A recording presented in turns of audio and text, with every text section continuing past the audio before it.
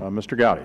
Thank you, Mr. Chairman. Madam Secretary, do you believe the Commerce Clause has sufficient elasticity to allow Congress to mandate individuals purchase health insurance? I try not to practice law without a license, but I have listened closely to our legal team, and I think they believe strongly that the bill stands on solid constitutional grounds. You would have to believe that, or you wouldn't be able to support the President's health care reform, right? That's correct. And because you believe that, you also would necessarily have to believe that Congress can also pass medical malpractice reform, because we would use that same Commerce Clause. And I found it instructive that this administration has not proposed any medical malpractice reform, so perhaps we can take this opportunity and identify what medical malpractice reform initiatives you would support.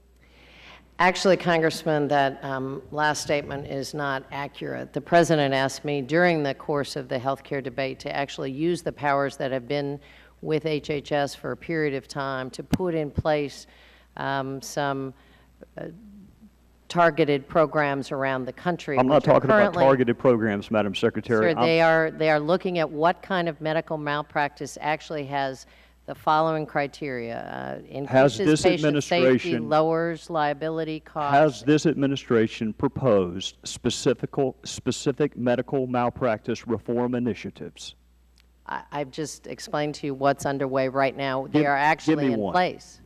Give me a specific. Joint and several liability, have you proposed reforming that? Are you saying, have we proposed the law to change and preempt state law? Have you championed the cause of medical malpractice reform? We actually right now have across the country healthcare systems and court systems putting in place malpractice reforms that meet criteria to see and measure what exactly works, because the data is pretty inconclusive whether or not you can increase patient safety and lower liability rates by a variety of strategies. So those are in place right now. They were put in place by our budget with our authority that had actually never been used before by anybody but President Obama. Do you support reforming joint and several liability? Do I support preempting state law by Congress? No, sir. Well, ma'am, and therein lies the issue, right? Because why would that be a preemption of state law in any greater degree than any other federal initiative? You think if we were to reform joint and several liability that would preempt state law? I think state at a time they have taken on that issue and dealt with it, yes, sir. What about a different standard of care for emergency medicine? Would you support? I have no idea what is the different standard of care. What does it? There's not. So if a physician is treating someone at a ball game or at a church and doesn't know the patient history, there's no different standard by which their practice will be judged than if they had a 20-year-long history with that particular patient. So my question is, would you support a different? Sure, I'd be delighted to look at any proposal. I think it's impossible to answer a question when I haven't seen the specifics of what's being talked about and how it would impact. But I'd be happy to take a look at it. I've read your comments about the debt, and I've read the President's comments about the debt. And I assume you would agree that, because you've said that our debt is stifling.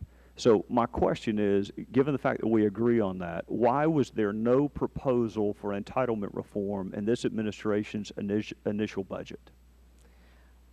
Well, Congressman, I would suggest that the Affordable Care Act had a significant step toward entitlement reform with a $500 billion reduction in growth rate of Medicare. That was a big step forward.